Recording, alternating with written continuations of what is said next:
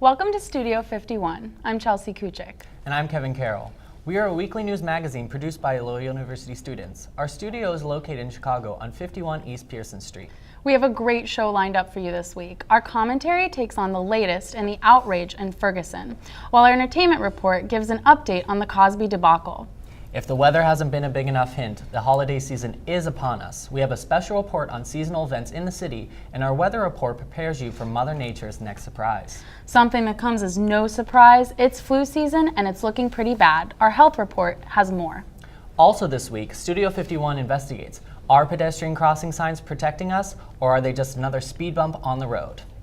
After that, we sit down with a member of the Loyola Phoenix to talk about a recent fake ID bus close to campus.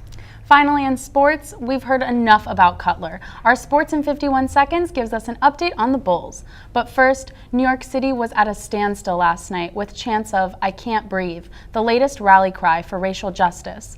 For more on this and other top news stories, here's Emma Wheeler with this week's news summary. What's going on, Emma? First Ferguson, and now a second incident of a white officer allegedly using brutal force. Last night, the New York grand jury ruled not to indict Officer Daniel Pantaleo, clearing him of any charges in the chokehold death of 43-year-old Eric Garner. According to police reports, Pantaleo attempted to arrest Garner for selling illegal cigarettes. After resisting handcuffs, Garner was placed in what many consider improper chokehold. Within a day of the incident, a video recording taken by a bystander surfaced, and New York Mayor Bill de Blasio promised the community a thorough investigation. In order to prevent more cases like this, some cities have started implementing the use of body cameras on police officers. Here in Chicago, Police Superintendent Gary McCarthy says these cameras will be in use by late January. McCarthy added this is just the first thing in a string of changes to be made following Ferguson. You may have seen stop for pedestrian signs the city. But how effective are they? Studio 51's Andy Gonzalez has the answer and more. In a city like Chicago, there are pedestrians on almost every intersection, and chances are they've been waiting there a while across the street. In an effort to save more pedestrian lives, Chicago started putting up stop for pedestrian signs on busy intersections. According to a report obtained by the Chicago Tribune, 268 of the 344 signs have been replaced throughout the city. Some more than once, and it isn't cheap. Each sign that gets run over costs the city $500 to replace. That adds up. But in a city that averages 30 pedestrian deaths a year, something needs to be done to make the streets safer for those crossing it. Alderman Joe Moore of the 49th Ward recognizes the problem of pedestrian safety and says there's no easy fix. The issue is just how effective they are. And I think they're effective when they're standing up. Now the question is, what do we do? How do we make them more durable? And I don't have a magic response to that. These signs are placed in intersections with heavy foot traffic at the request of both public officials and citizens. For Chicago resident and driver Sarah Lemon, those intersections are normally empty when she drives by. I think I noticed them when I was a pedestrian because I was like, oh look, I can jaywalk, only not because it's designated for me. That's great. But as a driver, just kind of ignore them. According to the Chicago Police Department, an average of 30 people die every year from being hit by cars. This year, 29 people have already died. So while these signs aren't the quick and easy solution, they're one step closer to finding the answer to this problem. For Studio 51, I'm Andy Gonzalez. Thanks, Andy. This year alone, Chicago police issued almost $2,000 in tickets to drivers who did not stop for pedestrians. In the last few weeks of Congress, the House and Senate are still squabbling. Just this week, the Republican-controlled House approved 11 of the 12 bills in the new funding package. The one that was not passed was the bill for Homeland Security, which is responsible for matters of immigration. Instead, the bill was extended until early next year when Congress will respond again, when the GOP will have control of both House and Senate. But the GOP hasn't stopped there. The governor-elect and Texas Attorney General Greg Abbott is now leading a 17 statewide coalition to sue President Obama on the grounds that his immigration reform tramples the U.S. Constitution. The president's executive order protects over 4 million immigrants who are the parents of U.S. citizens from deportation and granting them the right to work. White House spokeswoman Brandy Hoffine says Obama is not out of his legal bounds as president. Governor-elect Greg Abbott plans to meet with Obama tomorrow with a group of newly elected governors. And finally, get your caffeine buzzing. For all you coffee lovers, Starbucks has a new promotion. 10 lucky customers across the country will win Starbucks for life, or, well, for the next 30 years. This is just one of the 482,000 instant prizes that are part of the giveaway, running until January 5th. In order to participate, customers need to pay with a Starbucks card or their app. Your receipt will have a sweepstakes code that can be entered online at starbucks.com. Free drinks, treats, and prizes, and for the Starbucks for Life winner, a card made of 10K hammered gold. So whether it's coffee or eggnog, everyone have a happy holiday season. With Studio 51, I'm Emma Wheeler.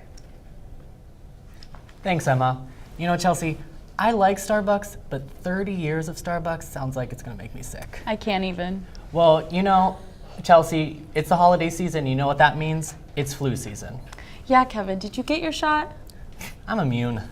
Well, for us normal human beings, you might want to listen to our health report. Studio 51's Alex Whitler has a scary forecast for this year's flu season. Alex? Thanks, Chelsea. This flu season could be the deadliest yet. The Center of Disease Control is warning doctors to prescribe a new vaccination to vulnerable patients before receiving a positive flu test.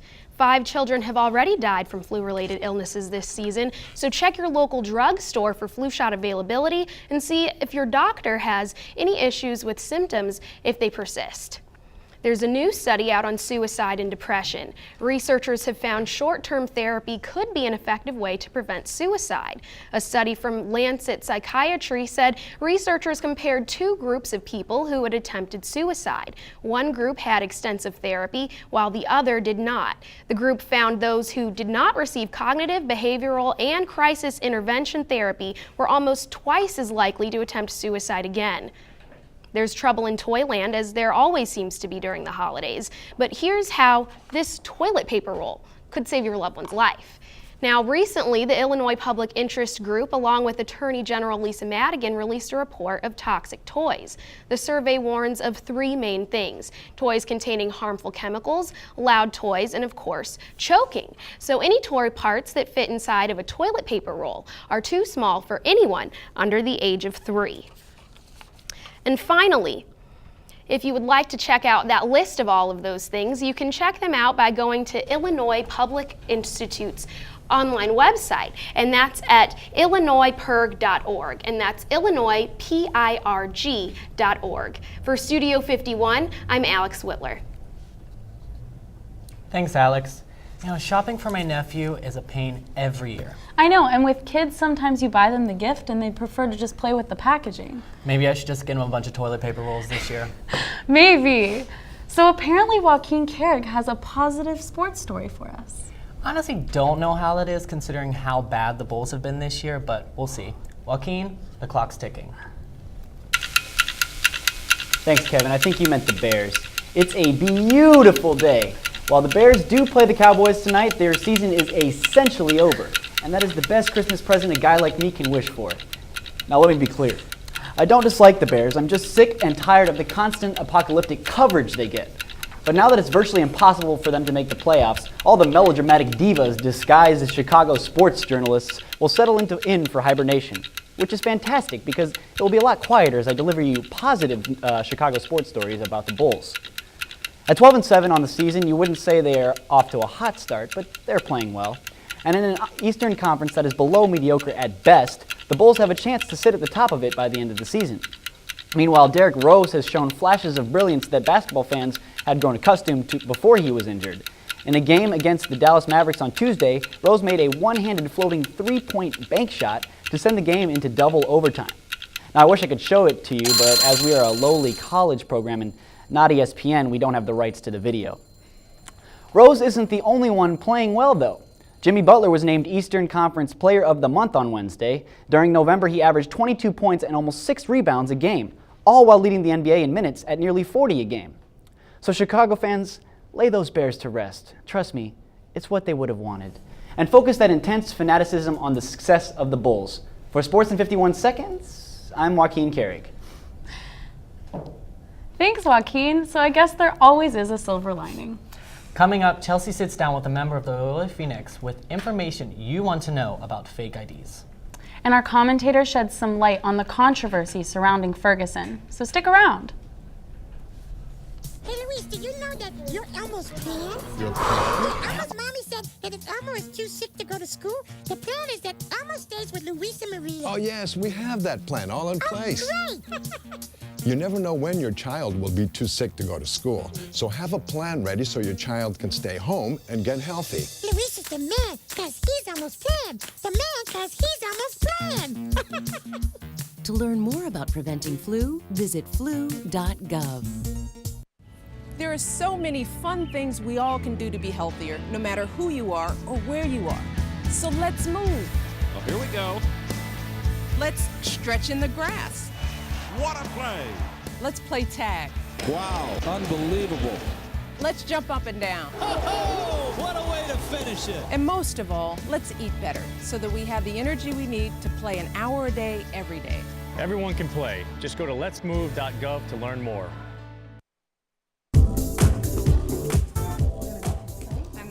I'm going to deliver that information. This is also an affirmation for myself. Okay, because I'm the worst. No, I know. Welcome back. A recent raid in 2 popular bars near campus left 45 students with potential criminal charges.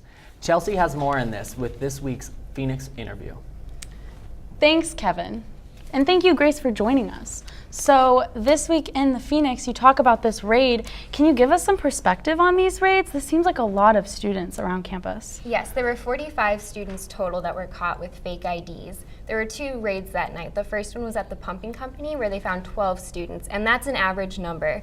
But when the officers went to bar 63, they found 33 more students, and that, as the officer I spoke to said, is an alarming number.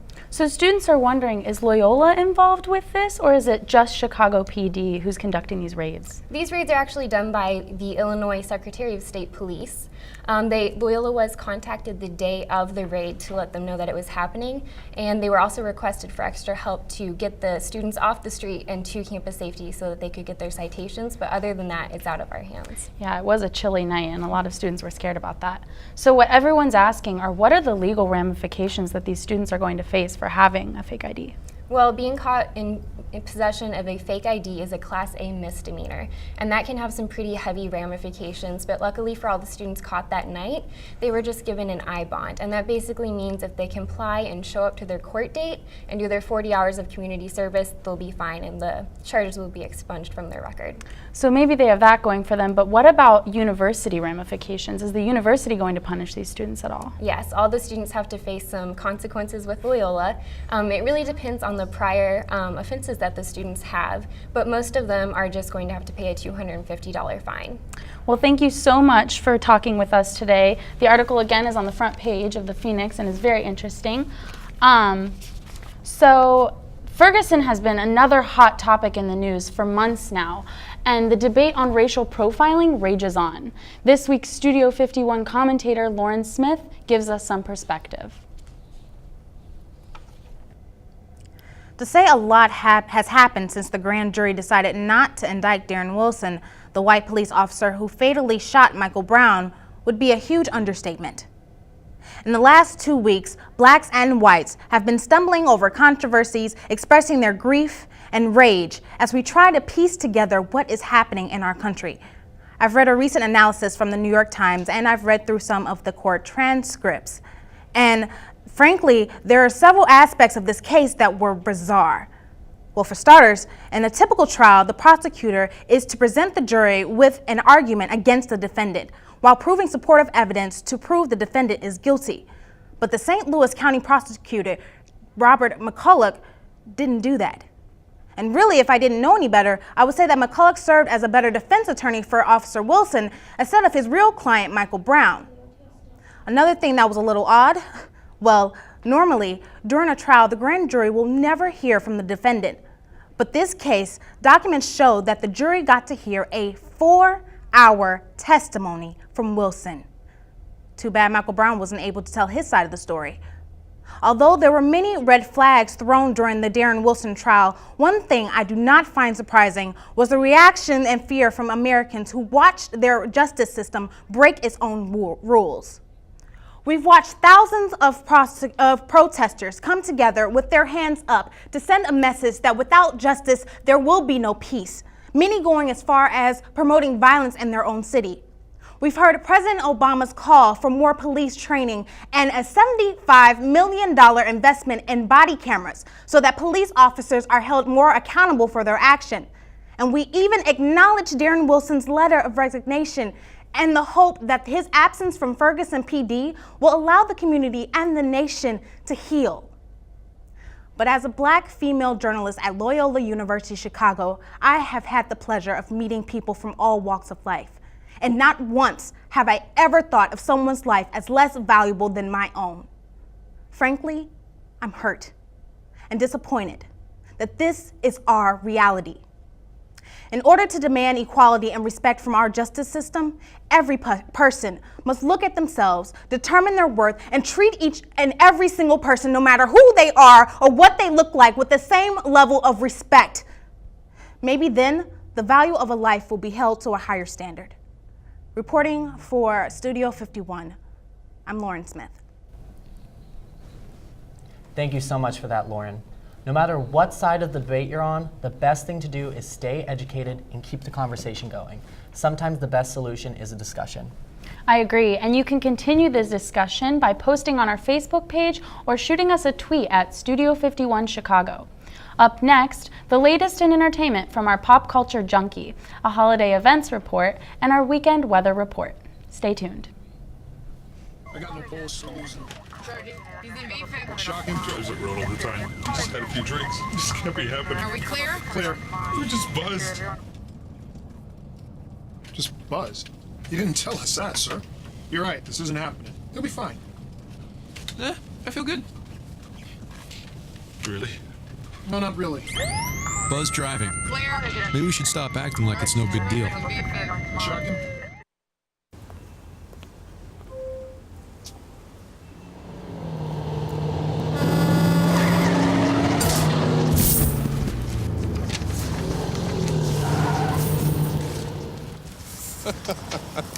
This can't be happening. This can't be happening. Of course it's not happening. Armored car.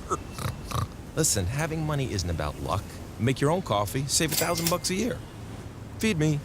Feed the pig.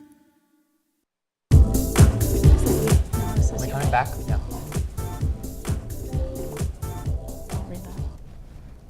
Welcome back and thanks for staying with us.